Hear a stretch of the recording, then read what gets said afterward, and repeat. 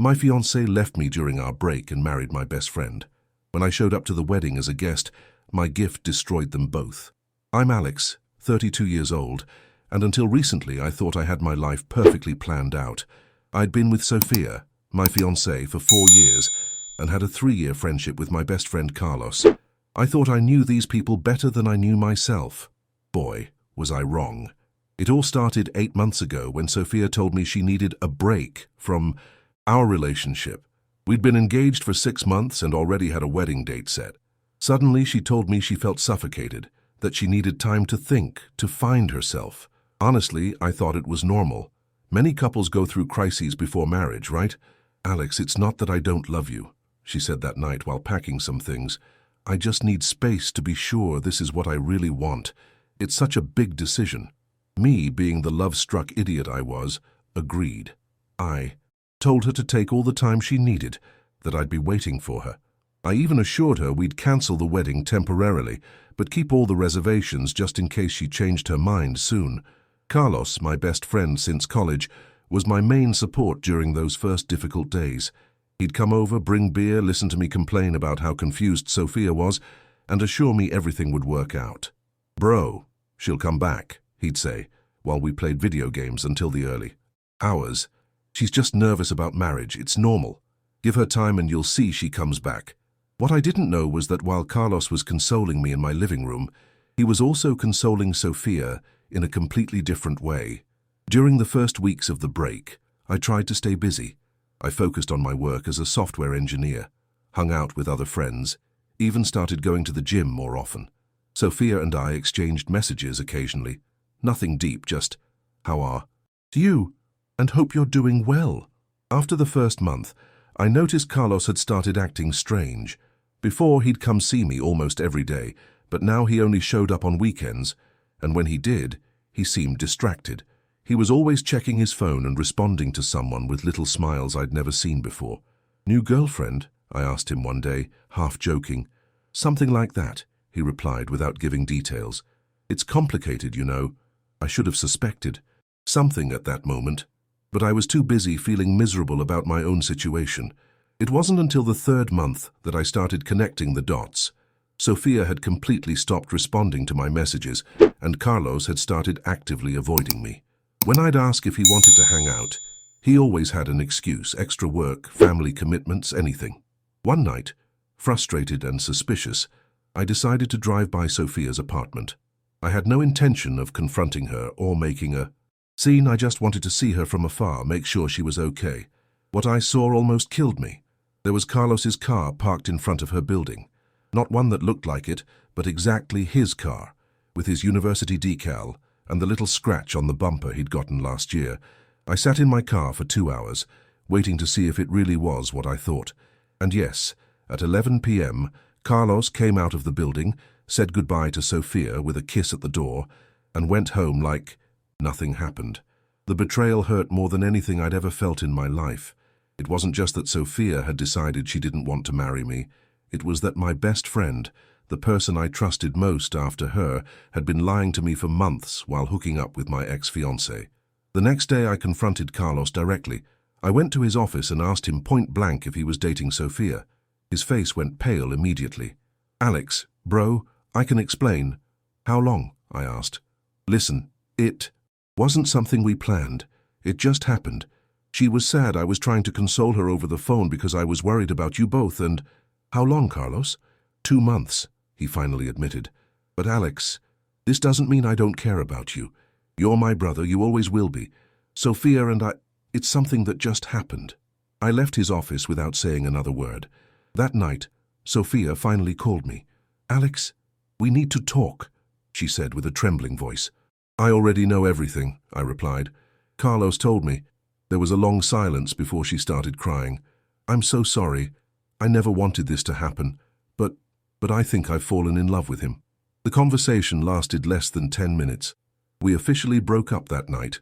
No screaming, no drama. Just a clean, definitive end to 4 years of my life. What came next was the most painful part. Watching my social circle divide. Carlos and Sophia wasted no time making their relationship public. Some of our mutual friends took sides. Others tried to stay neutral, and I found myself basically excluded from most social events, because now they were a couple and I was the awkward ex. But life went on. I focused on my work, moved to a new apartment, started therapy to process the betrayal and pain. Slowly, I began dating again, making new friends, rebuilding my life without them. 6 months later, I received something I never expected, a wedding invitation. Carlos Eduardo Mendez and Sofia Alexandra Rodriguez request the pleasure of your company at their wedding. At first I thought it was a cruel joke. Were they seriously inviting me to their wedding? But after talking to some mutual friends, I discovered they had apparently decided to do things right and invite everyone in their social circles, including me. It's their way of trying to clear their conscience, my cousin Anna told me when I showed her the invitation. They think if they invite you and you act normal, somehow that absolves them of what they did. My first instinct was to throw the invitation in the trash and move on with my life.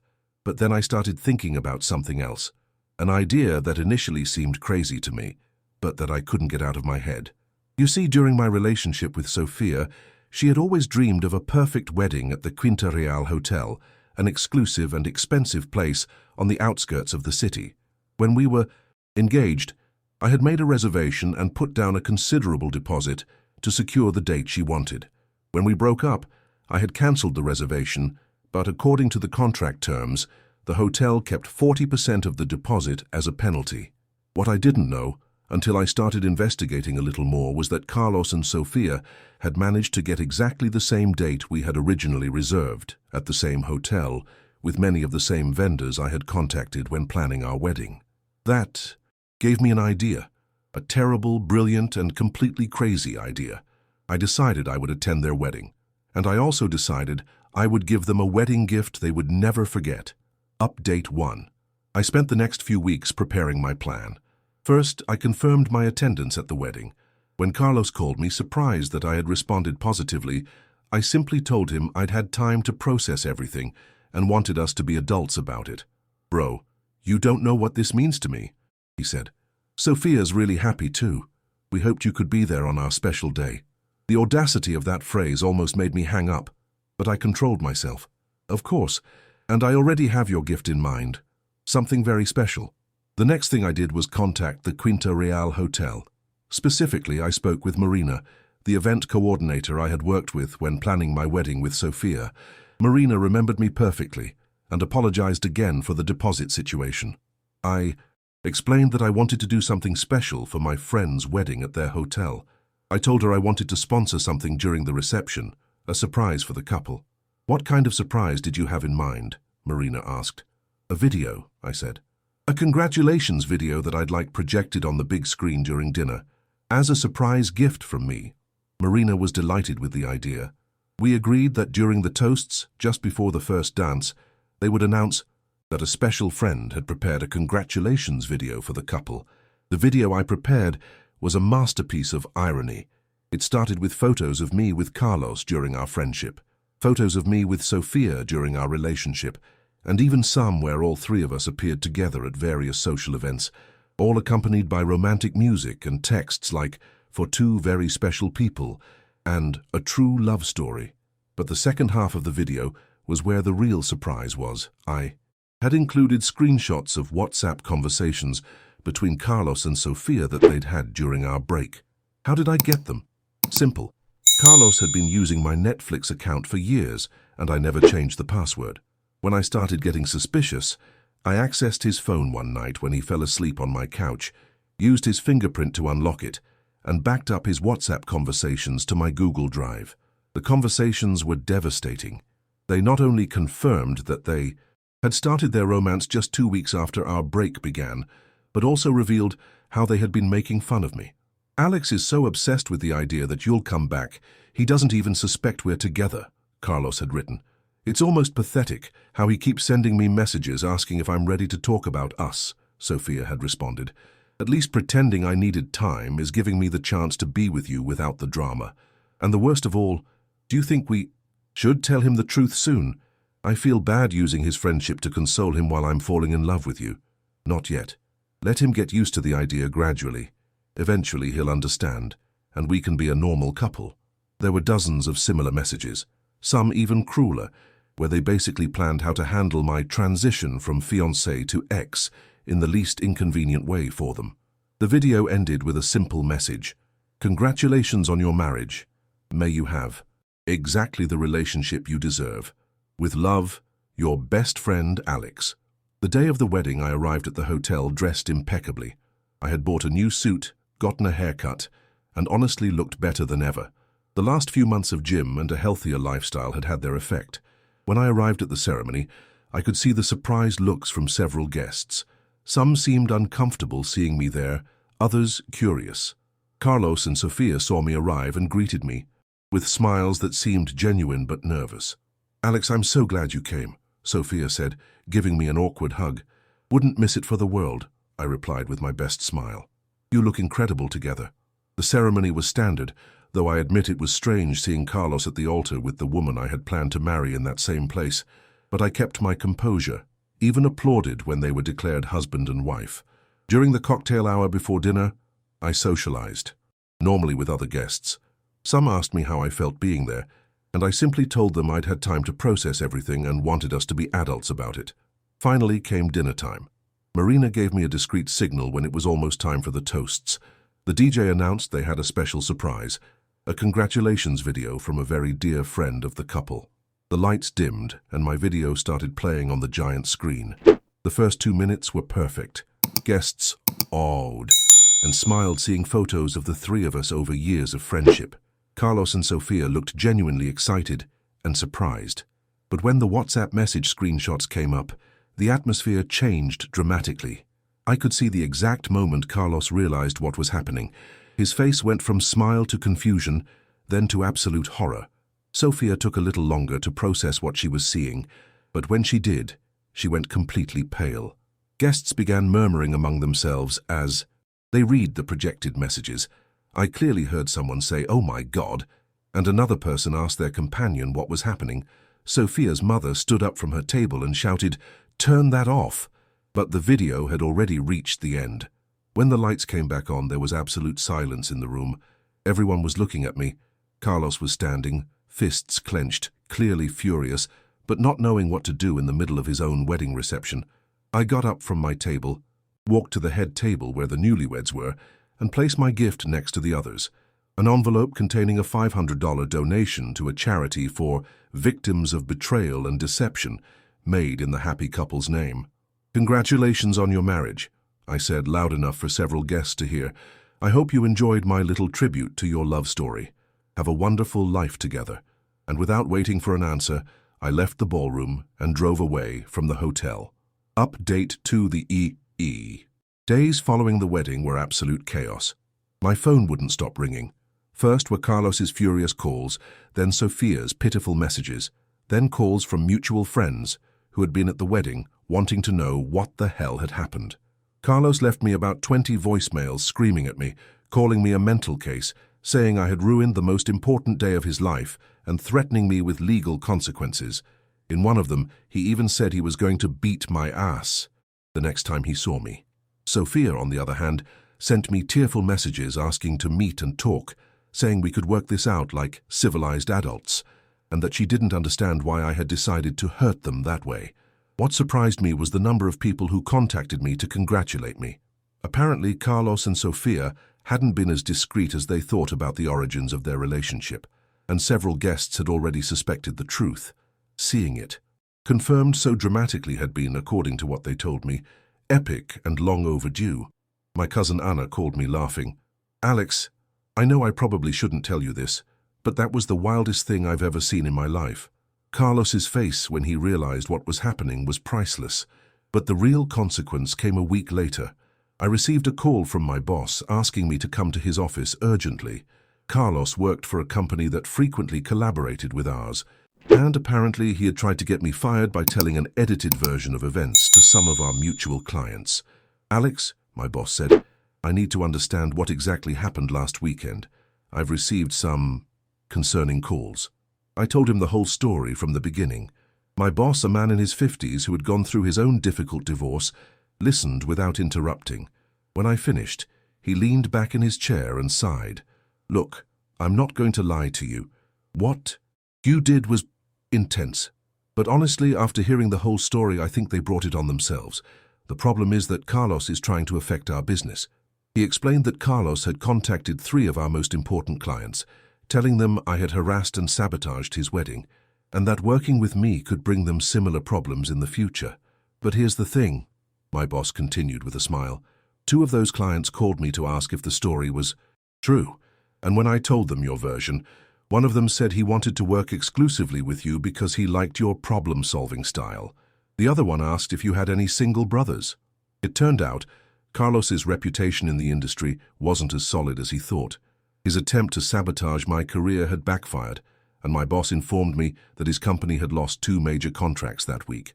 But the consequences for Carlos and Sofia went beyond professional. My cousin Anna, who had kept in touch with some of Sofia's friends, told me what had happened after I left the reception. Apparently, after my dramatic exit, guests had divided. Some had left immediately, others had stayed, but the atmosphere had been so uncomfortable that most had left before the first dance. The reception, which had cost them over $30,000, basically ended at 9 p.m., but the best was yet to come. Anna told me that Sofia's parents, who had paid for most of the wedding, were furious. Not because I had exposed the truth, but because they had realized they had financed a wedding for a daughter who had completely lied to them about the circumstances of her new relationship. Sofia's mom told her that if she had been capable of lying to her own parents and her ex-fiancé for months, how could they trust her to be honest in her marriage? Anna told me. They told her not to expect any more financial support from them. Update 3. 4 months have passed since the wedding, and Carlos and Sofia's life has continued to fall apart in ways I never could have predicted. First, Carlos lost his job. His attempt to sabotage me had reached his superiors, and when the company found out he was using business connections for personal vendettas, they fired him immediately. Without work, and with a damaged reputation in the industry, he's been struggling to find something new. Sofia, meanwhile, had to move back in with her parents after Carlos couldn't pay for the apartment they had rented together. But her parents, who were still furious about the lies, told her she could only stay temporarily and had to get a second job to contribute to household expenses. What surprised me most was learning through mutual friends that their marriage had started having serious problems. Apparently, the stress from the consequences of my revelations had caused them to start blaming each other for what had happened. Carlos blamed Sofia for being so careless with her WhatsApp messages and for insisting on inviting me to the wedding. Sofia blamed Carlos for using my Netflix account for years, which had made it possible for me to access his phone. But the most ironic thing of all was that, according to Anna, they had started to distrust each other. If they had been able to betray me so easily, how could they be sure they wouldn't betray each other?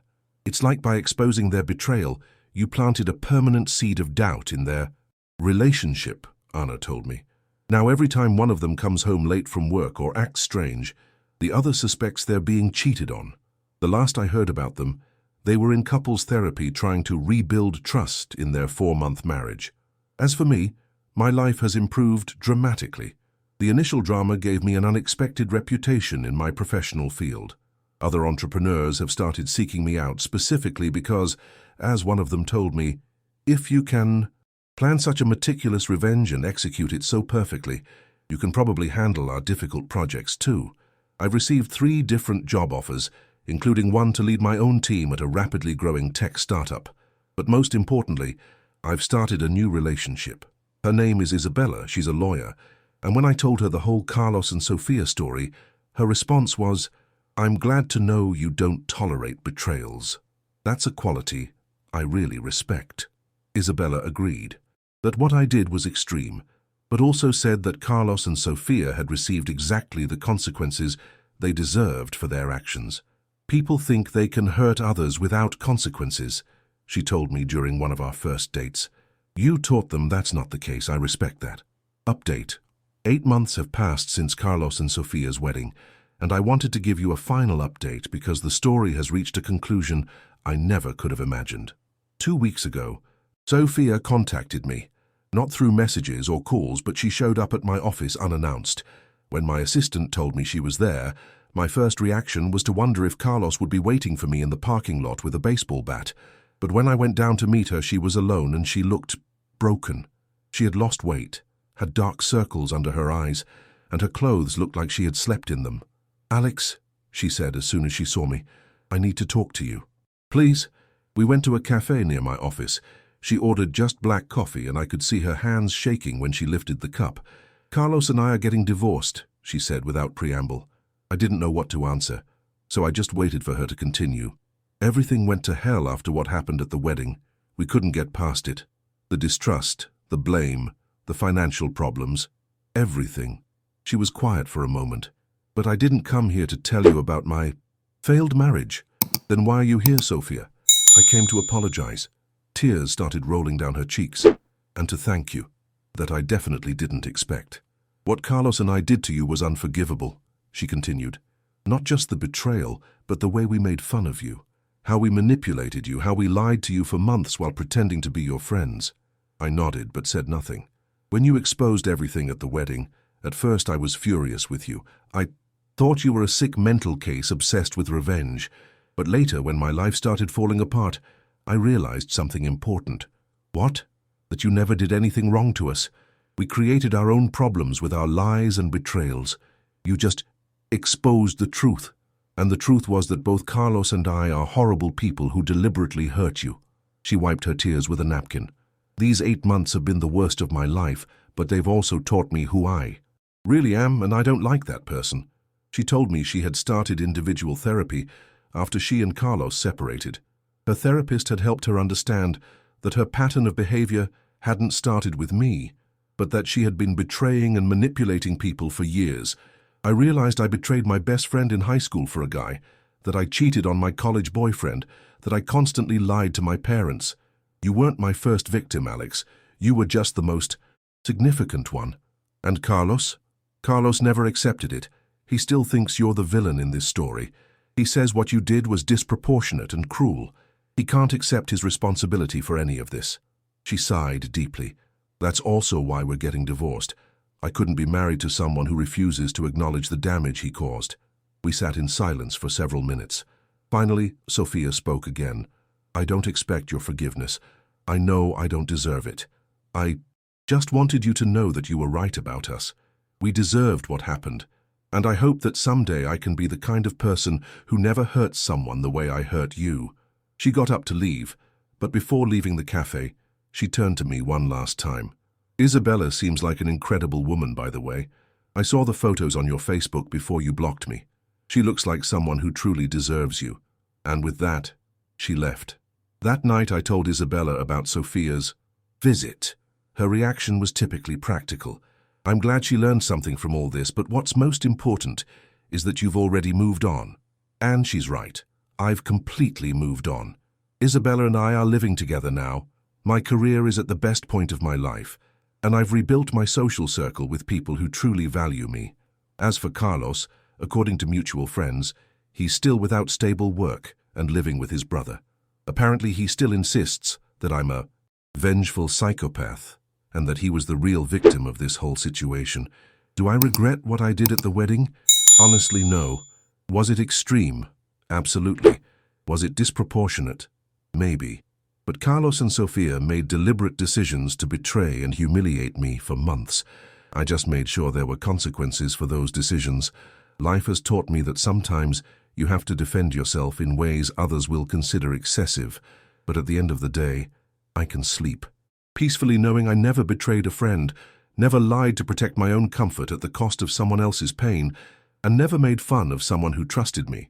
Carlos and Sophia got exactly what they deserved, the natural consequences of their own actions.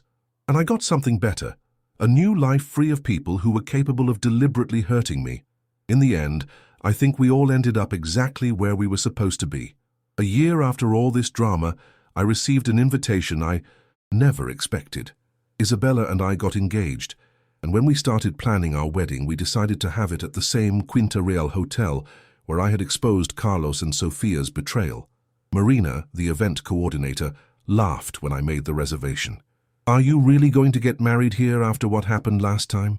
"Especially because of what happened last time," I replied. "This place brought me luck. Our wedding was perfect, small, intimate, with only the people who really matter to us.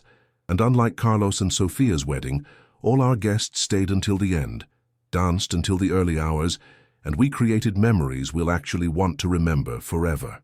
During our first dance, Isabella whispered in my ear, "You know what the best part of all this is?" "What?" "That you had to go through all that hell to get to me.